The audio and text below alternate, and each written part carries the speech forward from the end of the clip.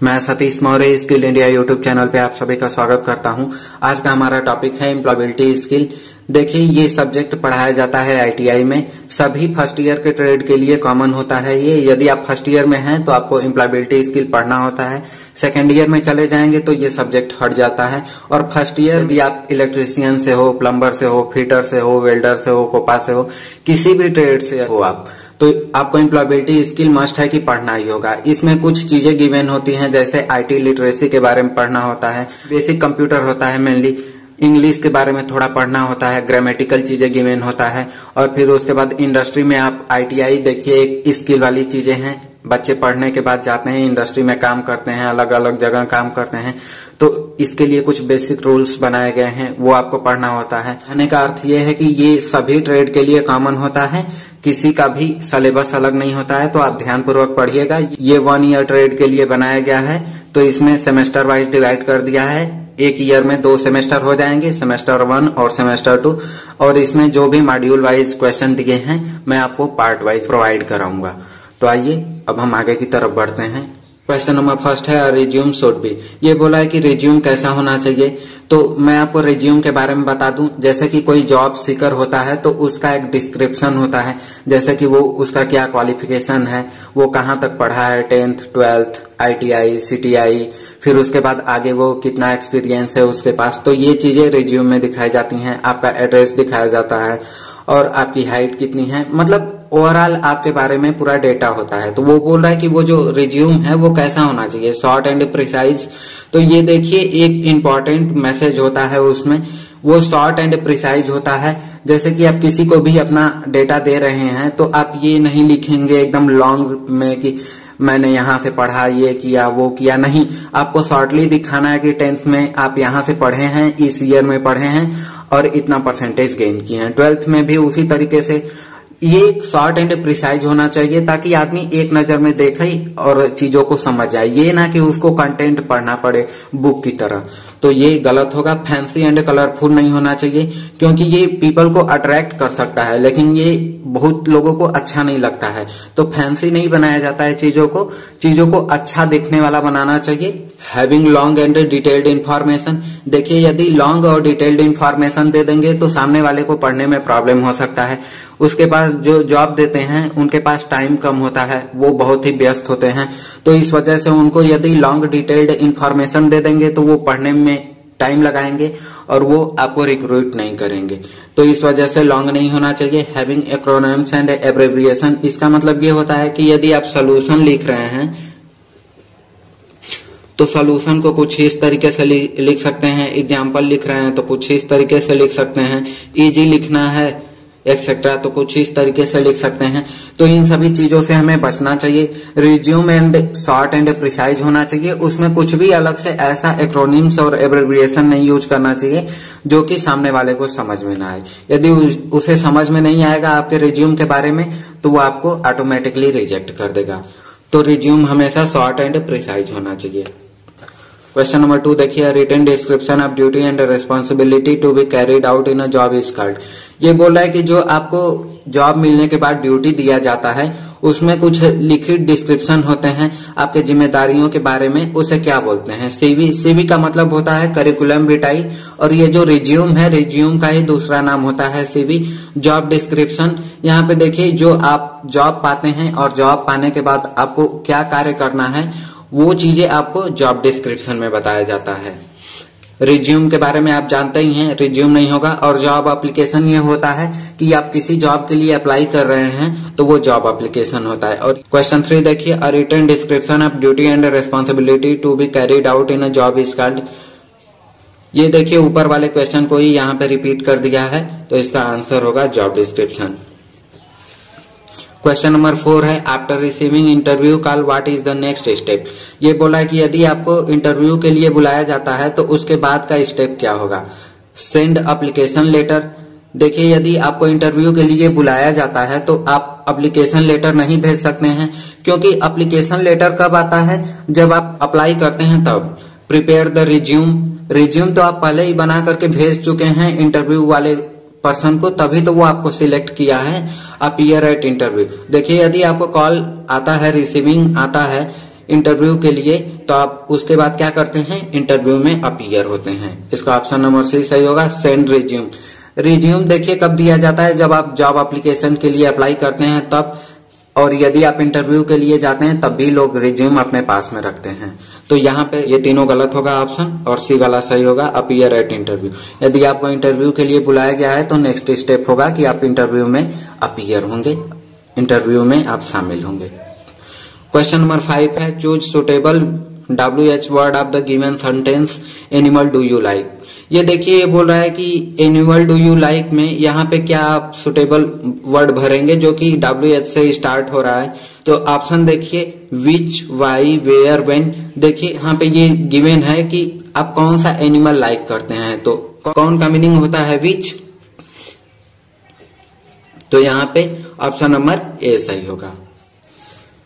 Question number 6 है, choose the correct punctuation mark after word Rohan in the given sentence, Rohan, David and Ram and playing hide and seek. ये देखिए बोला है कि यदि कोई सेंटेंस है Rohan, David and Ram and playing hide and seek, तो इसमें आप जो रोहन, डेविड और राम के बीच में एक कॉमा देंगे, पीरियड लगाएंगे, स्लैश देंगे, हाइफन लगाएंगे, तो ये कुछ चीजें कॉमन होती हैं। जैसे कि हम आपको बता दें, 3 चीजें गिवन है, तो एक के बीच में सबसे पहले रोहन, और रोहन के बाद यहाँ पे कॉमा लगाते हैं, कॉमा लगाने के बाद फिर डेविड, एंड लास्ट वाला होगा, लास्ट वाले से एक पहले एंड लगा करके उसको हम इंड कर सकते हैं। तो यहाँ पे इसका कॉमा का यूज करेंगे। जैसे एग्जाम्पल में मैं आपको बताऊं तो देखिए, यदि हम लिखते हैं प्रमोशन के लिए तो ये चीजें हैं, please watch, share and subscribe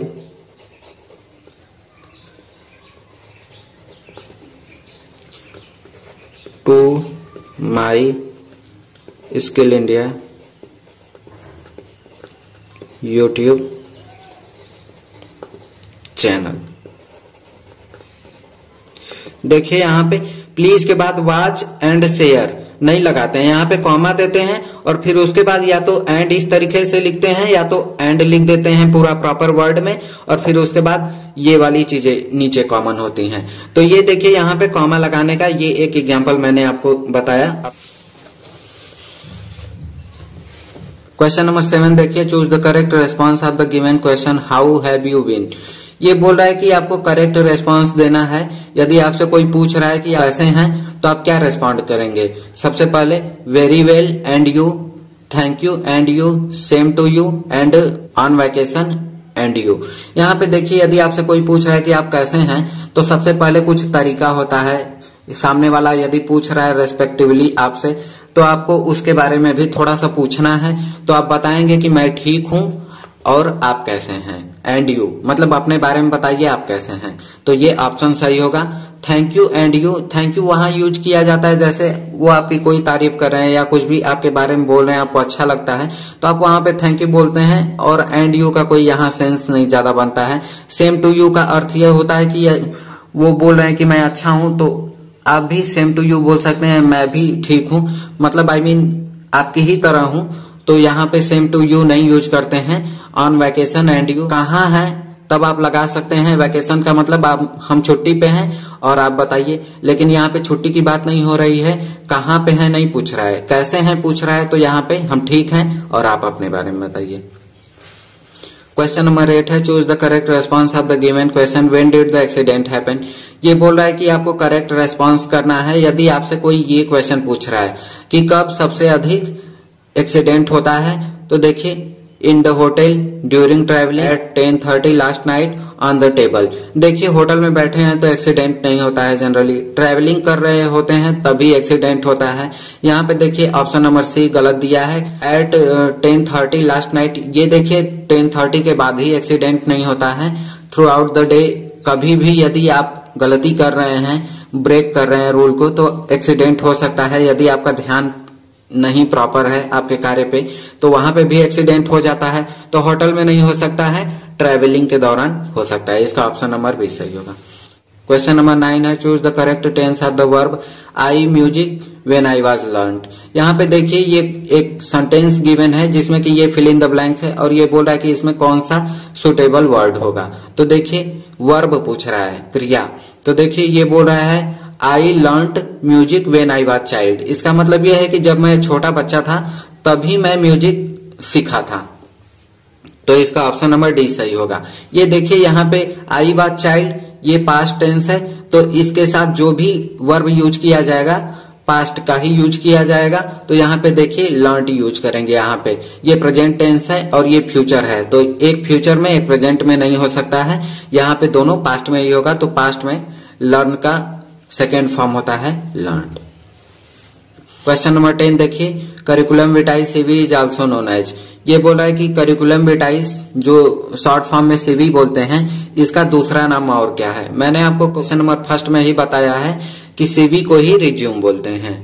job description बोलते हैं किसे, जब हमें जॉब मिल जाता है और फिर उसके बाद जो हमें रिस्पॉन्सिबिलिटी दी जाती है तो वो रिटेन जो एक डिस्क्रिप्शन मिलता है उसे जॉब डिस्क्रिप्शन बोलते हैं। कवर लेटर अलग चीज है और एप्लीकेशन लेटर जब हम अप्लाई करते हैं उस चीज को एप्लीकेशन लेटर बोलते हैं। क्वेश्चन नंबर 11 है, curriculum vitae is also known as. ये देखिए ऊपर वाले क्वेश्चन को ही रिपीट किया है। यहाँ पे बोल रहा है कि करिकुलम विटाई का दूसरा नाम क्या है, तो उसे बोलते हैं रिज्यूम। इसका ऑप्शन नंबर बी सही है। क्वेश्चन नंबर 12 है, fill in the blanks with comparative adjective. ये बोल रहा है कि ये जो फिल इन द ब्लैंक्स है इसमें हमें कंपैरेटिव एडजेक्टिव भरना है। यहाँ पे देखिए ऑप्शन है शार्प, शार्पर, ब्लंट, थिक। क्या यूज करेंगे यहाँ पे, your pencil is sharper then mine. इसका अर्थ यह है कि जो तुम्हारा पेंसिल है वो मुझसे शार्पर है। Your pencil is sharper then mine, मतलब मेरे पेंसिल से तुम्हारा पेंसिल शार्पर है। तो इसका ऑप्शन नंबर बी सही होगा। यदि कहीं पे कंपैरेटिव एडजेक्टिव यूज करना होता है तो टालर, शार्पर, मतलब एक को नीचे दिखाया जाता है और एक को ऊपर दिखाया जाता है। यदि कोई हमसे बड़ा है तो हम उसके लिए बोल देंगे कि बिकॉज से taller than me, I mean कि बिकॉज हमसे बड़ा है तो इस वजह से हम वहां पे टालर यूज कर रहे हैं। ये बता रहा है कि हमारा पेंसिल उसके पेंसिल से ज्यादा शार्प है, तो यहाँ पे शार्पर यूज करेंगे।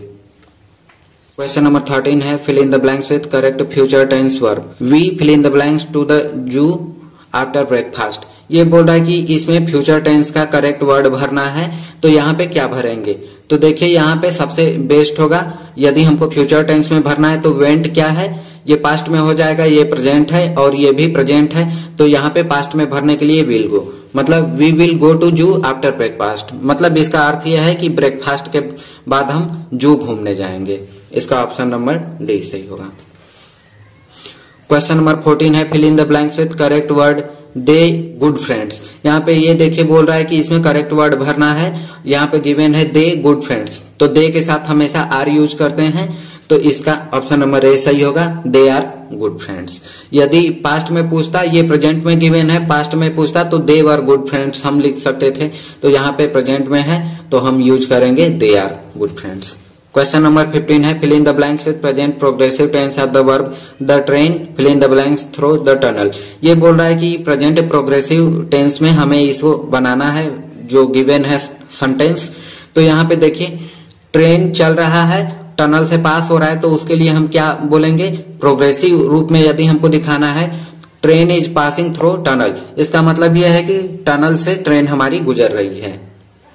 तो ऑप्शन नंबर बी सही है। ए देखिए पास्ट मतलब पास हो चुकी है, तो ये प्रोग्रेसिव नहीं है, बीत गया है। हैड पास्ट का ये भी बीत चुका है। वाज पासिंग का मतलब बीत चुका है, ये चीजें नहीं है। प्रेजेंट में यदि प्रेजेंट प्रोग्रेसिव में दिखाना है तो इसके लिए प्रेजेंट का यूज करना होगा और इज पासिंग यहाँ पे सुटेबल वर्ड है।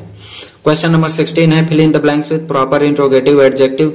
ये बोल रहा है कि यहाँ पे प्रॉपर इंट्रोगेटिव एडजेक्टिव यूज करना है। देखिए यहाँ पे ये तो चारों ऑप्शन में इंट्रोगेटिव एडजेक्टिव है, हु, वेयर, विच और व्हाट, लेकिन यहाँ पे जो प्रॉपर वर्क करेगा, देखिए where are you going use कर सकते हैं हम यहाँ पे। यदि आप कहीं घूम रहे हैं, आपके इंस्ट्रक्टर आपको देखते हैं बाहर घूमते हुए, तो क्या बोलते हैं, पूछते हैं ना कहाँ जा रहे हो, तो वही चीजें यहाँ पे आप सोच सकते हैं, वेयर यहाँ पे सुटेबल वर्ड होगा। ऑप्शन नंबर बी सही होगा। क्वेश्चन नंबर 17 है, fill in the blanks with proper pronoun I made this cake. देखिए आई के साथ हमेशा यूज करते हैं माई सेल्फ और इट के साथ इट सेल्फ यूज करते हैं। तो यदि हम कोई कार्य अपने से करते हैं तो वहां पे बोलते हैं कि ये मेरे द्वारा किया गया, और उसके लिए माई सेल्फ यूज करेंगे यहाँ पे। तो ये बोल रहा है कि आई made this cake my self, मतलब ये मैंने खुद से ही केक बनाया है। क्वेश्चन नंबर 18 है fill in the blanks with proper pronoun she made this cake. यहाँ पे देखिए बोल रहा है कि वह सी के साथ यहाँ पे हरसेल्फ यूज किया जाएगा, तो वो जो केक बना रही है वो खुद से बना रही है, तो इसका ऑप्शन नंबर सी सही होगा। क्वेश्चन नंबर 19 है fill in the blanks with proper reflexive pronoun she hurts. यहाँ पे गिवन है रिफ्लेक्सिव प्रोनाउन हमें फिल करना है, और ये बोल रहा है कि सी हैज हर्ट, मतलब वो हर्ट कर रही है खुद को ही, तो रिफ्लेक्सिव यूज करना है, तो यहाँ पे हरसेल्फ यूज करेंगे। देखिए सी हर्ट हरसेल्फ, वो खुद को ही पेन दे रही है, खुद को ही हर्ट कर रही है। क्वेश्चन नंबर 20 है fill in the blanks with suitable adjective for the given sentence the little girl I revered her mistake. ये देखिए बोल रहा है कि इसमें सुटेबल वर्ड भरना है। जैसे एक छोटी बच्ची है जो कि शैतानी कर रही है, तो वहां पे उसके जो ट्विंकलिंग आई है, मतलब चमचमाते आंख छोटे बच्चे होते हैं, तो वहां पे यूज किया जाता है ये सेंटेंस, क्योंकि बच्चे भगवान के ही समान होते हैं। और देखिए यहाँ पे ये ऑप्शन नंबर डी सही होगा इसका। ट्विंकलिंग आई का मतलब उसकी जो चमकती आंखें हैं वो उसके शैतानियों के बारे में दिखा रहा है। क्वेश्चन नंबर 21 है fill in the blanks with suitable place preposition my house is on the 3rd floor. ये देखिए यहाँ पे ऑन यूज करेंगे, क्योंकि यदि आप किसी अपार्टमेंट में रहते हैं और आपको 3rd पर्सन को बताना है कि आपका घर कहाँ है, तो आप ग्राउंड फ्लोर से बता देंगे कि हमारा घर 3रे माला पे है, 10वें माला पे है। तो यहाँ पे यही बोल रहा है कि माई house is on 3rd floor. यहाँ पे हाउस को दिखाने के लिए, मतलब किस पोजीशन पे है उसको दिखाने के लिए ऑन का यूज करेंगे। इसका ऑप्शन नंबर सी सही होगा। क्वेश्चन नंबर 22 है fill in the correct question word. ये देखिए यहाँ पे बोल रहा है कि कौन सा करेक्ट क्वेश्चन वर्ड यहाँ पे यूज किया जाएगा। तो ये है is the speaker at function. ये जैसे आप बोलते हैं ना कि इस फंक्शन में स्पीकर कौन है, जानने की उत्सुकता होती है कि यहाँ पे जो कार्य होने जा रहा है उसका अनावरण कौन करेगा, यहाँ पे स्पीकर कौन है। तो ये वर्ड देखिए यहाँ पे who is the speaker at this function, मतलब इस फंक्शन का वक्ता कौन है। इसका ऑप्शन नंबर डी सही होगा। क्वेश्चन नंबर 23 है low level language is also called. देखिए लो लेवल लैंग्वेज जो होता है उसे मशीन लैंग्वेज बोलते हैं, इसे आप याद रखिएगा। और जो कंप्यूटर में प्रोग्रामिंग करते हैं उसे हाई लेवल लैंग्वेज बोलते हैं, जैसे प्रोग्रामिंग करके हम सॉफ्टवेयर डेवलप करते हैं, ये चीजें अलग हैं। और ये जो लो लेवल लैंग्वेज है ये मशीन लैंग्वेज बोला जाता है। क्वेश्चन नंबर 24 है प्रोनाउंसिएशन रेफर्स टू। ये बोल रहा है कि प्रोनाउंसिएशन जो उच्चारण हम करते हैं उसके लिए हम कौन सा शब्द यूज कर सकते हैं। Depth lock, consonant, punctuation, production of sound. देखिए कोई सा भी वर्ड होता है, यदि हमको बोलना है उसको, यदि हम बोलते हैं आपका नाम विकास है, यदि हम विकास नाम ले रहे हैं तो ये वर्ड है और वो उसका प्रोनाउंसिएशन भी है, तो प्रोडक्शन ऑफ साउंड को ही हम बोलते हैं प्रोनाउंसिएशन। आज के वीडियो में बस इतना ही। वीडियो अच्छा लगा हो तो लाइक कर दीजिएगा, और चैनल पे नए होंगे तो सब्सक्राइब कर लीजिएगा। ये एम्प्लॉयबिलिटी के क्वेश्चन आपको पार्ट वाइज मिलते रहेंगे, और वीडियो को लास्ट तक देखने के लिए धन्यवाद।